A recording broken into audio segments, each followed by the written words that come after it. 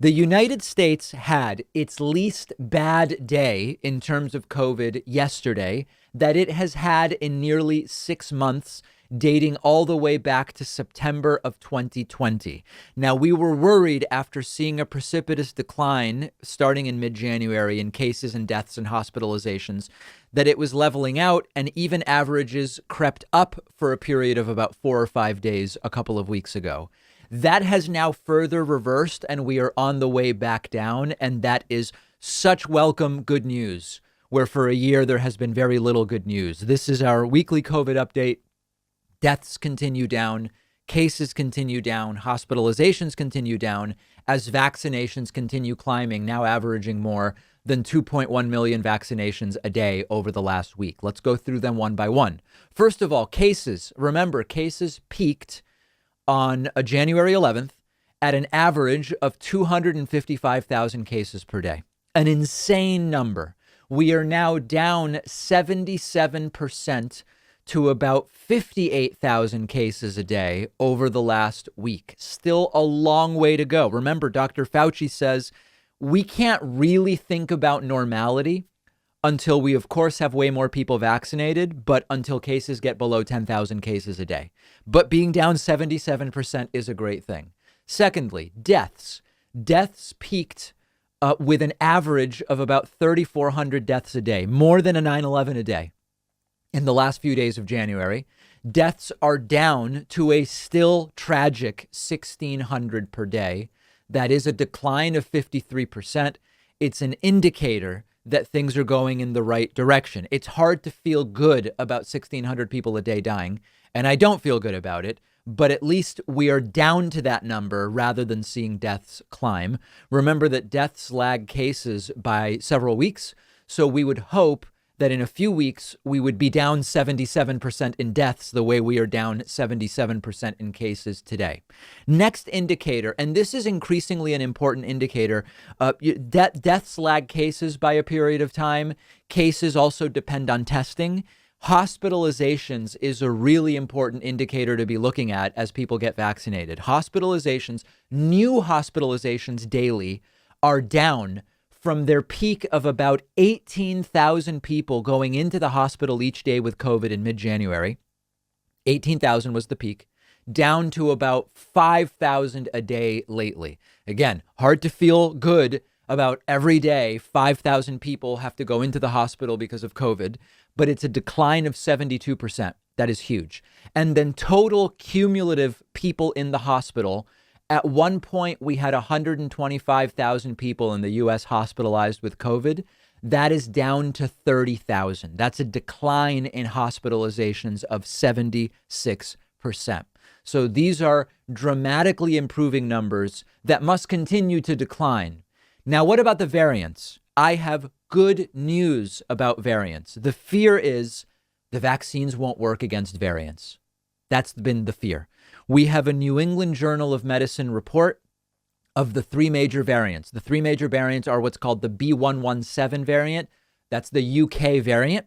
The B.1351 variant. That's the South African variant. And then the P.1 variant, which is the Brazilian variant.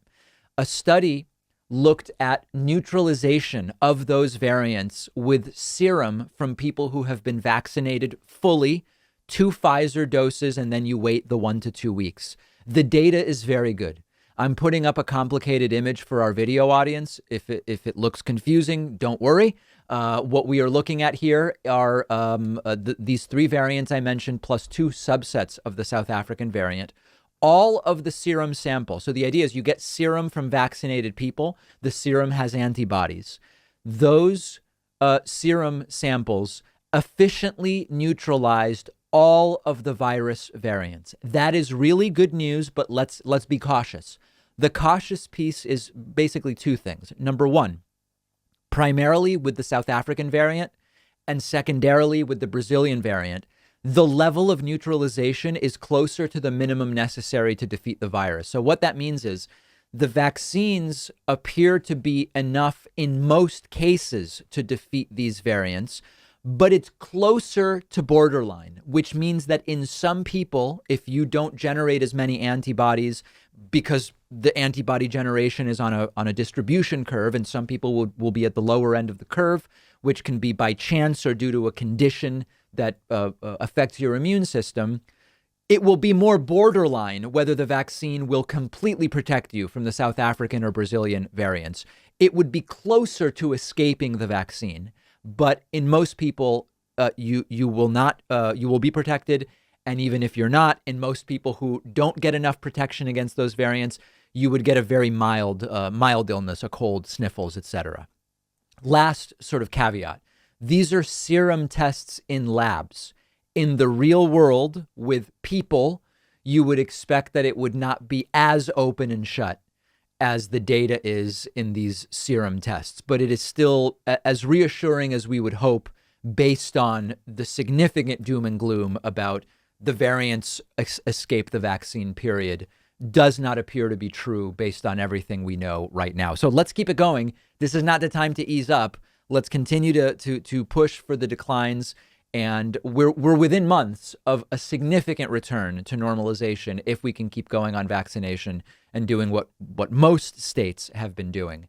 Remember, March 26th, one-day membership blowout. We had an unfortunately really bad month from the standpoint of memberships in February.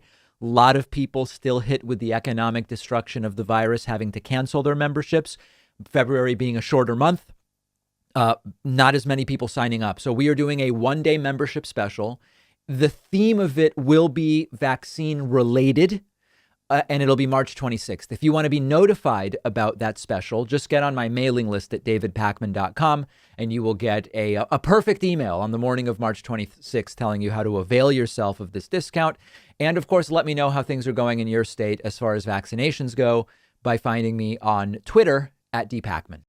Today's show is sponsored by an excellent audiobook called Takeover: How a Conservative Student Club Captured the Supreme Court.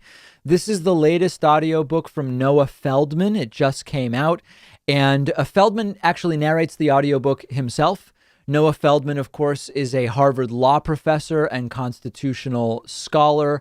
You may remember him from his prominent role in Trump's impeachment #1.